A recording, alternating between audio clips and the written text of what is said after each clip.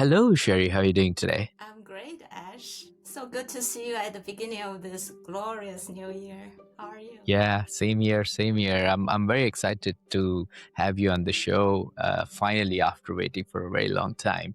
Um, yeah, before we start, Sherry, then, do you have a favorite quote, something that motivates you, inspires you, you would like to share with our audience? I do. It's actually writing on my return signature for my email now. It's from Dalai Lama, which I will die queue to have a coffee or a tea with. Probably that will be his choice. So he has many great quotes, as you know. My Mm-hmm. favorite of his is this, if I can say that word by word accurately. I think it's go along the line of gives the ones you love wings to fly, roots to come back to, and reasons to stay. Wings to fly, roots to come back to, and what was the third one? Reasons to stay. Reasons Roots. to stay. I like Yeah. the third one so much, right? So Mm. there's always this a mom, right? So my son is my sky, my light, and we're very close and all that. I love him so much.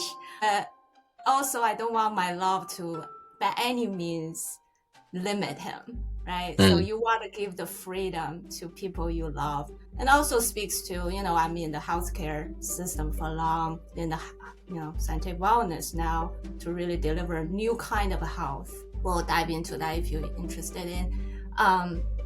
To me, empowering the customers of the company I built, the the interns we mentors from time to time, it just like, not like I'm down to any of them, right? But I'm supporting them to go free. I empower you.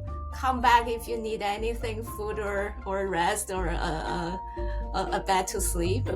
Go explore the world. Indeed, indeed. And that's really, really inspiring because it covers almost all the phases of your life, right? When you're young, you're a teenager, you need the wings to fly, discover the world, understand what's going on, and find your own place somewhere where you'll be respected, you feel belong.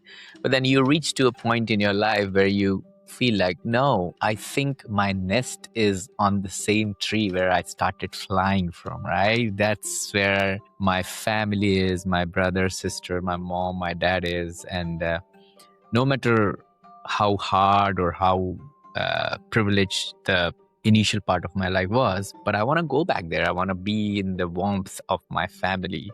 And then obviously the reasons to be there, right? So definitely a thought-provoking quote here. Thanks for that, Sherry. Let's get started then. So imagine we are in a room full of ambitious founders. They're early stage builders. They're all into this startup founder space, and they got in there fairly recently, couple of years, maybe 3-4 years, right? They have different kind of challenges right now coming into their life. Some of them are facing challenges with product market fit. Some of them are facing challenges with how to acquire customers. Some of them are facing challenges with managing their teams, things like that.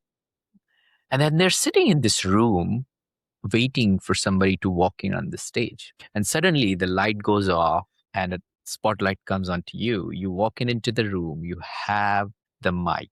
What would you tell them that every single one of them will stick with us for the rest of the hour? Yeah, I love this framing. Thank you, or staging, I should say. Wow, geez. So first of all, that will be the space I belong. I want to be in. Mm. So thank you for that. Talking about belonging, and it took me a while to find that identity of founder. Um, so I'm gonna start with asking all of them and myself a question. It's not just a rhetorical question, it's kind of is, but it's a question that I think everybody will benefit from getting the answer for. And it might be a linked sequence of multiple questions, if you allow me. The first one will say, um, what is your self-worth Mm. as a person, as a founder, as an entrepreneur, right? We're all very ambitious energetic individuals, and we want to build things, we want to solve problems, we have big visions, we have grits and guts and all these. That's not given, but that's, I assume that. But what is the self-worth? Do you know that, right? So that's one question.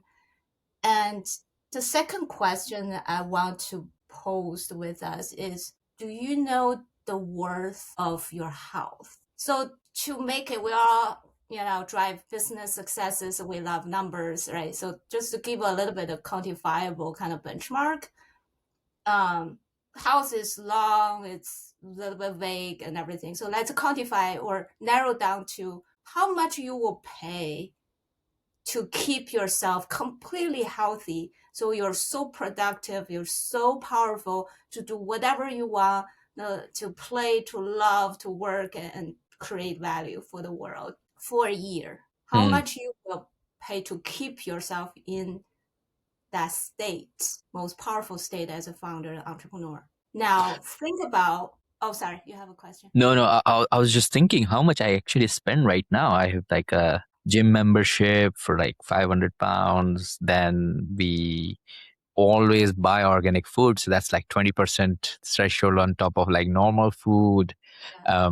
We want to make sure that we feel motivated. So we join classes for yoga, for your cycling and things like that. So that's extra. So yeah, I think quite a lot. Yeah, I mean I would argue that's the best investment, right? So Yeah. that's one. The second part of that same question is, let's say you, and which applies to unfortunately many of founders, and because we're stressed and we're performing at high function all the time, and I've been there, done that, right? So if you suffering from chronic illness or conditions, from back pain to melanoma, right? If that's the case, metabolic issues, overweight, high cholesterol, and so on and so forth.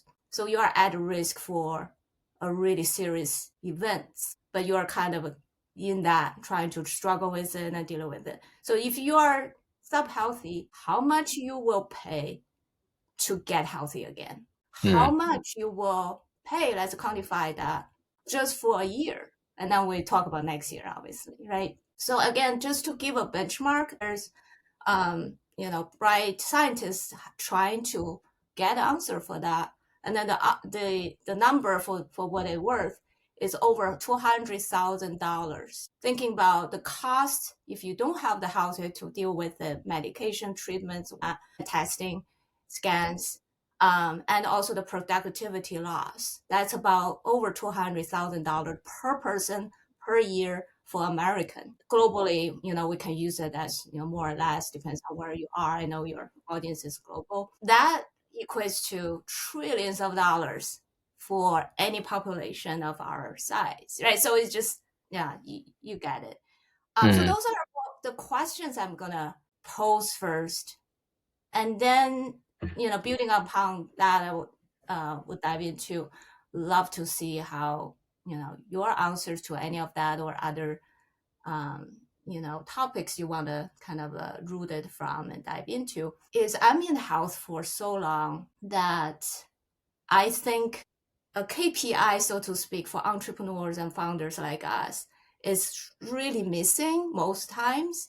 I'm trying to get better at it. Is health span of us as individuals, because health is the healthy years you live for in your lifespan. Usually it's 80% of 100% of whether you're 80 or 100 years old when you die. More or less, based on evidence, is about 80% is very good health, 20% is suffering, not so much good health, right? So health span is that first 80, 70, 90%, depends on the person we're talking about. And that's also my current devotion, can get into that. So I think just back to kind of a tip, more practical tips that I learned in a long way. If I'm still on the stage, I hope I still have the attention from those two questions, is that trying to, who you are is very different from whether you're building and how successful your company or business is. Trying to separate the self-worth from it is the first step to a very long visionary founder's life, a longevity span, so to speak, as a builder in my Mm. study. And then health is so important. A strategy, not a reward. It's a leading indicator actually in that KPI kind of a metaphor to me. And we need to really equip the founders community with that kind of a mentality and thinking model. And that way we can empower me and you and everybody to do so much more, to build so much more for the world. Because I really believe the founders, if I wrote a book recently, I call it the founder effect. The founder's identity is such one of those most powerful things for humanity to keep building, increasing the scope of, as a society, what we can become. I will just stop here. I hope this makes any sense. No, I was just intrigued that how so. Okay, I do agree with you on that what happens is usually when the founders go for, let's say if we take a scenario here, when they go for raising capital funds, right? When they go to the VCs, the primary focus is they're explaining the pain point and the solutions, right? They usually tend to lowball their own their own personality characteristics.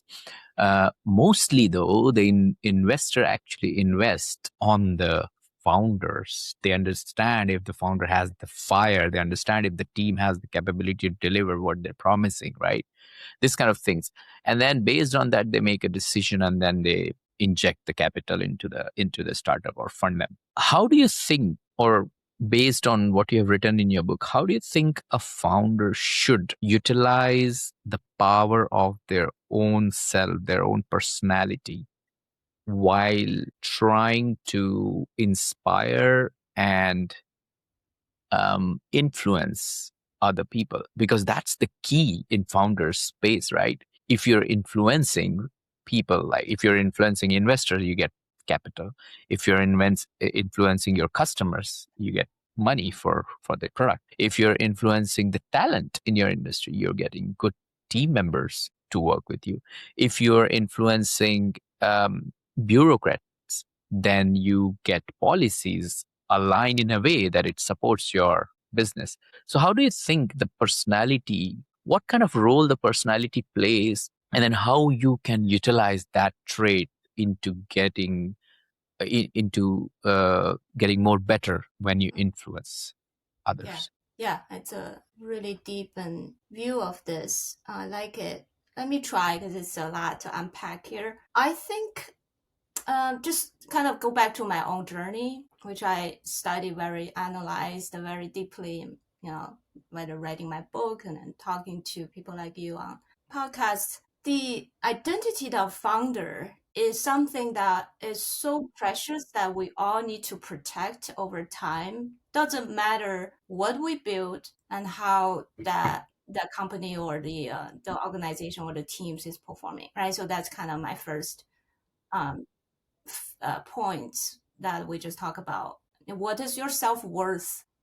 Everybody has a different system. That's up to you. But just protect your identity such that you can continue building this thing and the next big thing and the things after that, right? I mean, we all have many decades to live through, and with the founders mentality and capability, we want us to be living for and working for a long time, right? So in order to do that, you have to enjoy the walk, so to speak. If you enjoy the walk, you are having fun, and you know that you're a founder, right? When you have fun in building the things that you devote day and nights, you sleep it, you dream it, you shower it, everything, right? The people that you, and whether it's working with you or being supervised by you or partner with you, they will sense that. You can fake it. I know some people trying to over present it. I think you just have to be, I call it the beauty inside out, right? If you are having fun building that thing, mission driven, your team gonna sense that, and they will become the same, same team mentality, and investors will sense that. a lot of the comments I got from my investors over the years is they love the energy I presented. They love how mission driven I am as a founder, CEO, and entrepreneur and builder, whatnot, right? They sense that I didn't ask for that kind of comment. They always give it to me. So I know that, and then that results in millions of dollars raised. So for my last company, by the way, I was the sole founder, grow it from an idea, science driven, because I'm a obesity genomics expert, and build this personalized nutrition platform before I joined my longevity group. We raised $14 million over less than 6 years of in the run, and then it's still growing. And today, and we reached more than 180,000 lives in America, right? So it's a scalable function when I am having fun. That's my data point one. But I think I'm mentoring enough of other founders and in my community. I think I see that over and over again. So have fun and enjoy that, and then that energy gonna propagate. It will grow too, right? When you delegate or not to delegate your model, other people learn from you and do more. Your one person's energy become 100. Does that make sense? Does that answer some of your? Yes, I think so. I did kind of touch the direction I was going through. Tell me, Sherry, if somebody is at the initial stages of their founder's journey where they're trying to build a new product or trying to solve a pain point of customers, when it comes to getting more I mean, you've been running you've been founder for a long time, so I don't want to call your business as a startup because it's been existing for a very long time. So you have gone through all these jumps and hoops. Tell us more about your first business. What was it about? How did you started it? Why did you started it? And how did you got your first customer? Mm-hmm. Great question. Yeah. So Genopilot is my first American companies. I had 2 Asian market focused companies before that as a co-founder or co-founding member. So that was very useful just to provide that context. When I decided to launch, just having that idea of having Genopilot, I was assistant professor at Medical College of Wisconsin studying obesity metabolic syndrome when obesity became, this is 15 some years ago, we realized that's a pandemic. It's a real pandemic affecting all populations, Americans and, British and Indian, right? So one of the reasons is what's in our gene pool. So I was trained as a molecular biologist. I got a PhD at Marquette University, and then, continue on my postdoc, very long, very enjoyable journey, generating new knowledge. So my toolbox, including all the, deep omics screening. So we can, as you probably aware, or maybe even use that, is a deep sequencing of your genome. What's in your DNA make ASH unique and differently from Yi, Sherry, Zhang when we eat identical foods, but outcomes for metabolic is different, right? So that's kind of in a nutshell what I was working on for over a decade.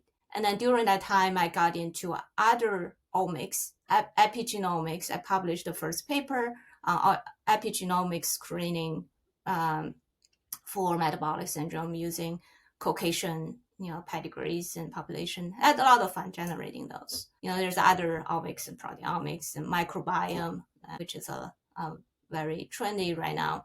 And then during that time, the problem I was solving, which is global metabolic crisis, affects everybody. The problem, a technical problem or access problem I had is I don't think everybody have the easy, affordable, useful access to this one piece of information sitting in us for millions of years from our ancestry, which is genomic DNA. And then my expertise and specialty is on the metabolic endocrinology of it, right? So what specifically will affect our metabolism of the same foods, turning something we eat and drink, substances, caffeine, alcohol, how does that go through our system, become whether a friend or foe for our longevity, right? So that's the access is the key issue. Access is giving the access to everybody. Everybody is the key word here, is a problem I want to solve. And then as a problem solver, I wasn't married, so to speak, to any means. It can be in research, can be in nonprofit or company. And then after all years of experiences and kind of got involved into delivering innovation, why not through commercial vehicles, I realized if I want to do this, or at least try to solve this for the world, this problem, giving access to health of your DNA and through nutrition for health, is actually through starting up a company. A lot of coffee talks. I can't tell you how many coffees I did with people I knew, people I didn't know. That's fantastic, by the way. Always another lesson, just a quick plug-in, is build your advisory circles before you need it. When you need it, usually it's too late. But when you have this design of mentorship, mentors, networks, build those relationships over time, you'll get a lot of timely help. With all that, I got a lot of timely help from local investors, incubators. Generator is one of the nation's American grade incubator programs, and accelerator program, I should say. They help build scale up, not just startups, also scale ups now. So I benefit from that relationship and then so on. Long story short, probably, I don't know, I've thought about this idea for a really long time. I was really happy as a scientist, love what I did. I want to generate the knowledge before the world knows and then talk about it, publish it. But again, it's the system was too slow for me to solve the problem I wanted to solve. So I run the company. I started the company. I have a full-time job until I really couldn't do two jobs to give the full attention while being a young mom at the time. So that's really splitting my sanity. And as you may know or may going through that, it's a very hard time because I love the job. It's a hard-earned privilege to become assistant professor, doing exactly what I dreamed of doing growing up as a girl coming from China, and that's all I wanted to become is a professor. And then, but this new dream, this powerful thing that I just found myself, you can tell when you sleep which dream you dream first, right? Is it the generating the new knowledge, publish the best paper for obesity genomics, or is it seeing lots of individuals? I see faces in my dreams. They will benefit from the knowledge that I deliver to them. They will be healthier. They will be empowered. They will live a longer time. Because I'm thinking my mom will benefit from it. Myself will benefit from it, right? My neighbors and so on, my son, who will all turn into customers. So anyway, and then I knew, okay, this is a stronger calling than the other one. So I quit my dream job. It's one of a typical, professor, scientist turned entrepreneur. I didn't have MBA from Harvard. I just want to solve the problem. This is the way. So I did that. It was very hard. My book told a little bit, here, there, all the inside stories if you want to read it. But that's the best decisions I have ever made. And I will never look back. I'm still having all these, great friends from, academic systems, and they're still helping me and partner with me, give me knowledge. But just being able to translate science or whatever your company is about and deliver that to an individual and a populations or groups is so powerful, right? That's what makes founders and entrepreneurs so special. So that's kind of the starting point. And we can dive into kind of how I scale my company and then turn into my longevity platform. That is what exactly I was about to ask you. Like, could you give us a sense of the science of the business? Where are you in terms of revenue, number of customers, size of team, etc.? Yeah. So just from Genopilot perspective, 9 years, more years in if you're counting the ideation. So over 10 years, I was building it, running it, raising all the time, raising fundraising all the time, as you resonate with, and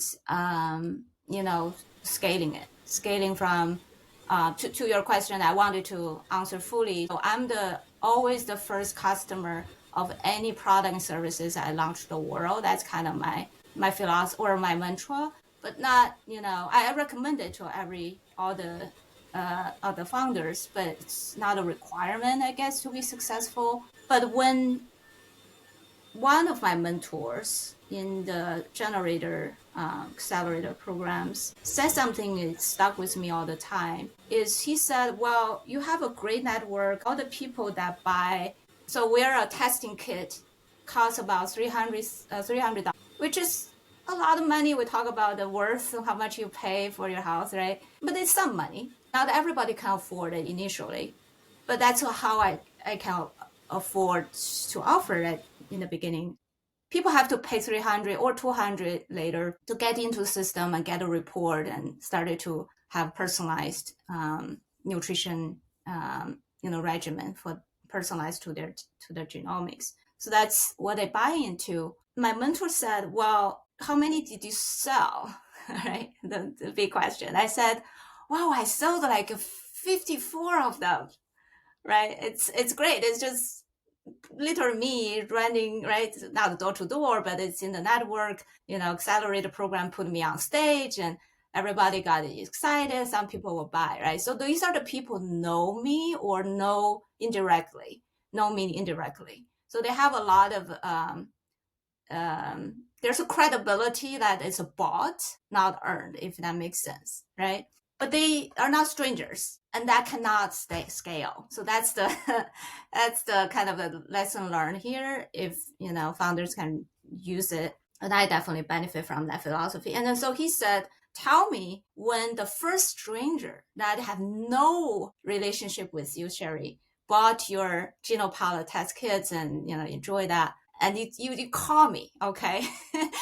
and that happened months later, but that happened, and I did a lot of things to make that happen. It's a very hard earned event or milestone, but when that happened, but that trigger is a very, and then if you put there is automation of marketing or BD or whatever suitable for your outfit of business, and that is scalable, right? Then all of a sudden, I can be running other things, whether it's from science to business, organizational. I'm in front of my computer, and all these build up started to sell 1, 2, 3, 4,000 and 10,000. And when we reach beyond, 5,000, from 5,000 to our first 50,000, it takes, I think, less than 2 years, right? So, and then started to see this flywheel turning, because the model is set up right. The experience I build out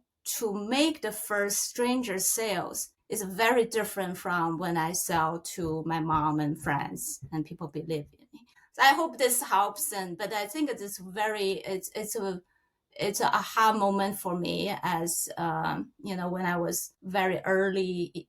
I was in the early stage of building this very sophisticated, science-based, expensive kind of testing-driven platform or company. Indeed, indeed. And what kind of strategies do you use right now to generate more leads? For example, to basically get more customers? Because right now you're a matured business. What sort of strategies do you have in place? Do you do paid marketing campaigns? Do you have a lot of content out there which brings you a lot of inbound leads? Do you hire marketing team to do outbound lead generation? Or do you have like influx of like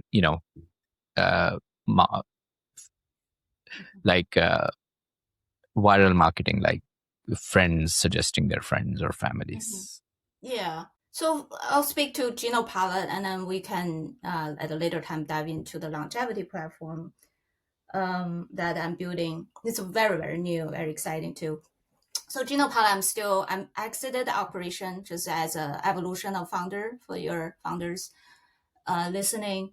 and I'm still supporting its growth and strategies as a board member, right? So just think about a person's, a founder's identity evolution a little bit. For speak of Genopilot, which is a very mature separation operation now, we actually benefit. I don't want to say graduated, but it's definitely enriched from 100% D2C, direct to consumer, one-on-one selling. There is a lot of very much on digital social media, content marketing through our blogs and things like that, into B2B2C, so to speak, right? So through a channel, that channel has, whether it's a healthy grocery store, a grocers who has a very good online, offline presence, work with us strategically. They have, usually we look for national or regional to national, footprints, and that's great. They buy into our system, apply, integrate us, plug it into servicing their clientele, right? So that I call it B2B2C. It's not a B2B selling. It's, think about, find those strategic partners that align with your mission and methodology that can lead to one channel to many. And then once one is in, it's much easier to sell to the second and then third and the 10th partners. We also So it's basically word of mouth then, because you have somebody to prove your social proof, and then based on that, what I was trying to understand is what are the different strategies you're bringing to the table as a provider to convey the right message to the right customer at the right time so that they become a customer. Mm-hmm. How does we close the sale, so to speak? Yeah. Yeah. I mean, one of the biggest challenges founders have is to get, eyeballs on their product or service, right? That is what. So I had more than 200 guests on the show, and most of them have became successful because they're either really, really good with marketing and sales, or they understood it that they were not good at it and they hired somebody to do it for them because they were good at some other bits and pieces. And that is what I want to understand in your perspective, because health science is a very complicated space. First of all, you cannot just go and build an app or a tool in this space and launch it. It takes a lot of capital, it takes a lot of patience, it takes a lot of endurance to go into this space and make money, first of all, because there's lots of compliance, right? And secondly, it is super difficult to sell things in this space because people understand that the salt is same in a paracetamol, which is a Tesco brand, or a Walmart brand, and a paracetamol, which is very well known in CVS, right? But they always go for the CVS because they know even if it's double the cost, but it has the brand, so it has that responsible element attached to it. So if something goes wrong with me having this paracetamol, I have somebody to call to. I have somebody to blame to. That is what the biggest challenge is in the life science spaces, isn't it? So that's what I'm trying to understand. Like, how did you overcome that challenge? Yeah. What you're essentially saying is, how do we build that trust for a high credibility requiring product and service? That applies to anything that we put out there with quality, right? I think building a scalable system is the key. What does that mean? For example, when we find a technology platform enable our customers to offset the $200 test kits, for example, and other coaching, and we have, registered dietitian coaching, a big portion of that by regulation and policy is can be paid by HSA, FSA, LSA, right? So that's a big deal. And there's, plug-in system now doing that. When I started, there weren't options like that, but 5 years ago, 3 years ago now, it's it's like it's a turnkey solutions, right? You need to find the strong partner. But when we did that, that just have it changed the dynamic of selling from push to pull. And if you do the awareness campaign right, which, by the way, everybody should, however powerful you are, you think you are a good marketer, always build a good in-house marketing team. That could be Team. one person show, it could be 10 people show. And also outsource the function that you're not good at, to your point. I'm very good at knowing what I'm not good at. That's one of my superpowers.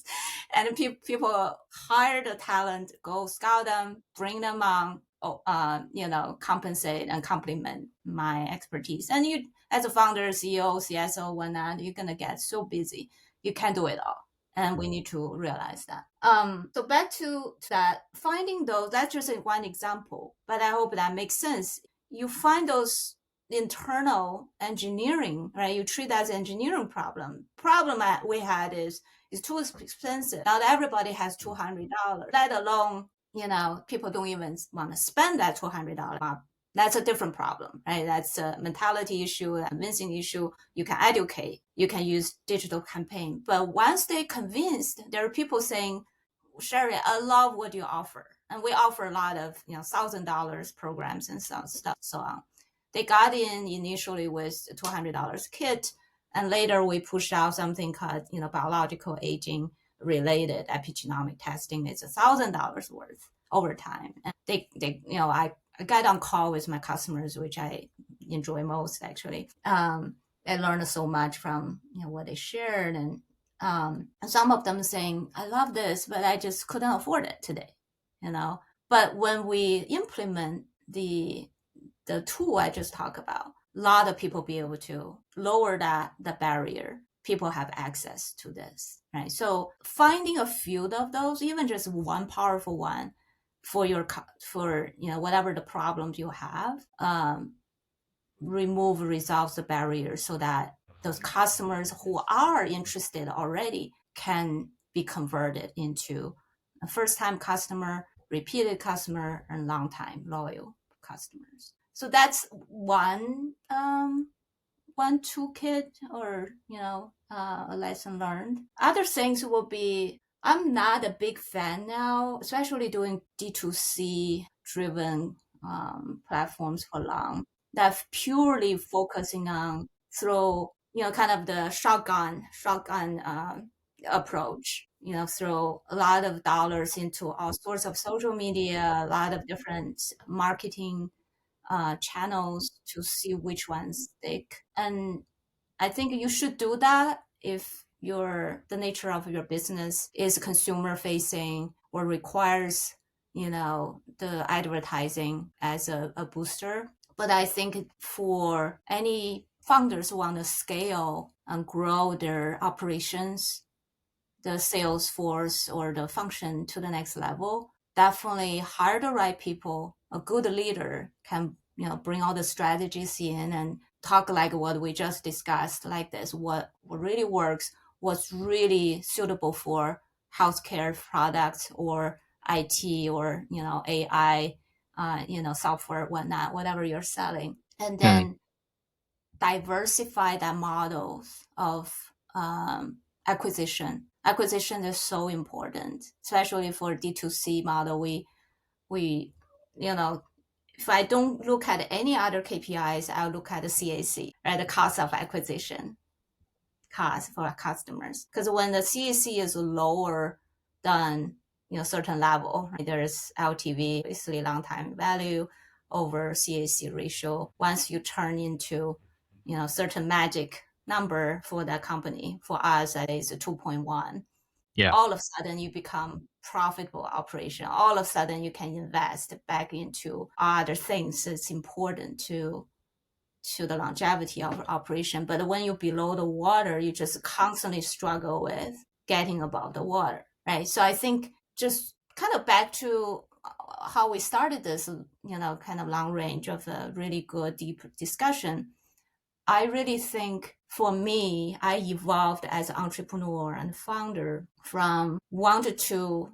I thought at 30, I thought success meant surviving, meaning surviving a different culture. I came to this country with 3 bags of shoes and music sheets and whatnot and $3,000, right? So that's what you have. And I have a very supportive family, but that's kind of what I begin with, and you make it work. And then I was trained as a scientist and never trained as a business person, but I wanted to solve a problem as a business person. So I trained myself on the job, right? So I'm surviving Sure. all the time.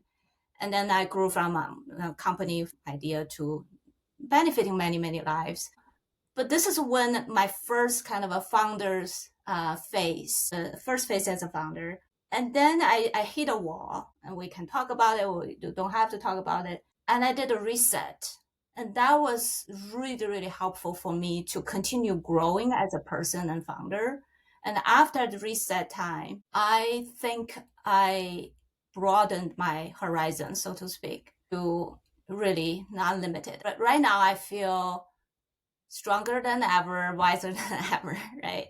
Even though I'm older and everything, but that's okay. But I feel I can do so much more than just that company, Sure. one company. Sure. So yeah. Sure. Yeah, that's helpful. Thanks for that, Sherry. So we are now reaching towards the end of our interview, where we have 6 quick fire questions. At any stage, if you don't want to answer any of these questions, just give me a skip and I can move on to the next one. How does that Okay. sound? Sounds great. Let's go. Great stuff.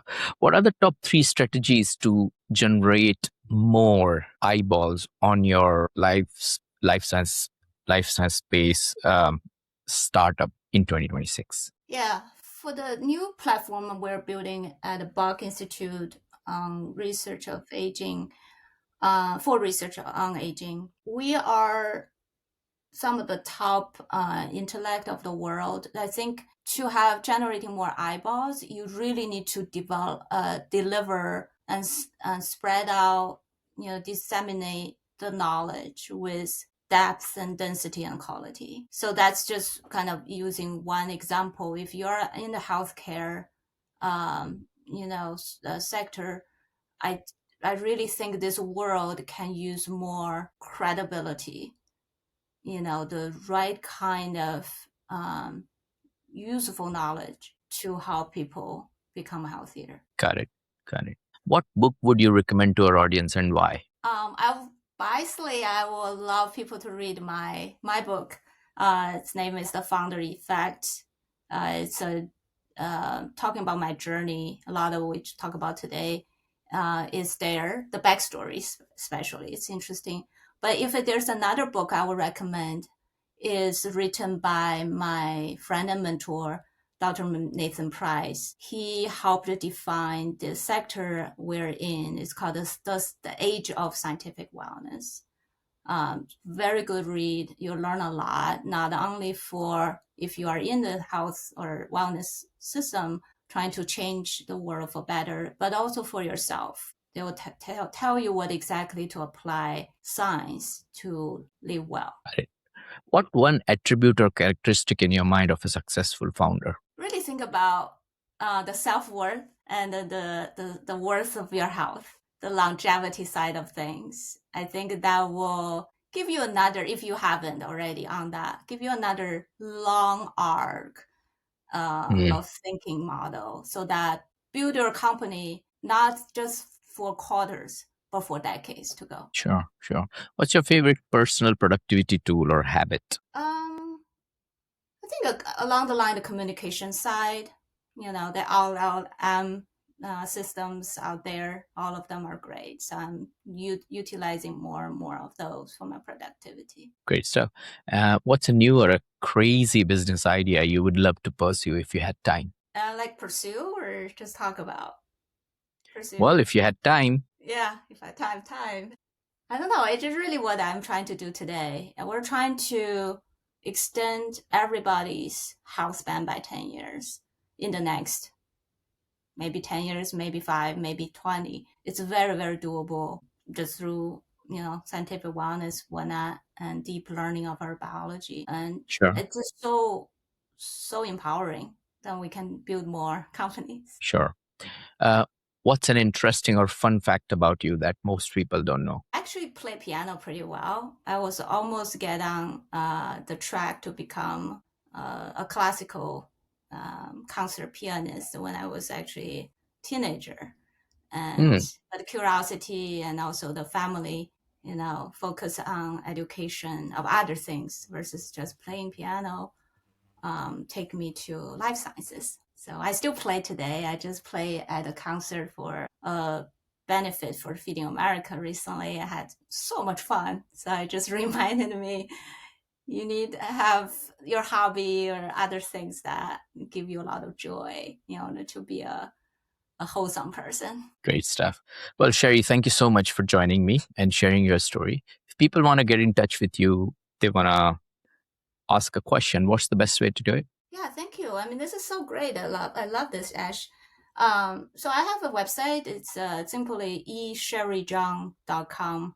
Or follow me on LinkedIn. I'm assuming you're gonna share your show notes, and I can provide those links through you as well. Yeah, I'm big on engagement and feedback. I ask questions, and I try to get answers sometimes. And then the book is some backstory. How anyone wants to dive into how I become who I am, feel free to grab one and read it. Great, Sherry. Thank you so much for joining us today and sharing your story. It's been an absolute pleasure having you on Founders Podcast. Thank you, Ash.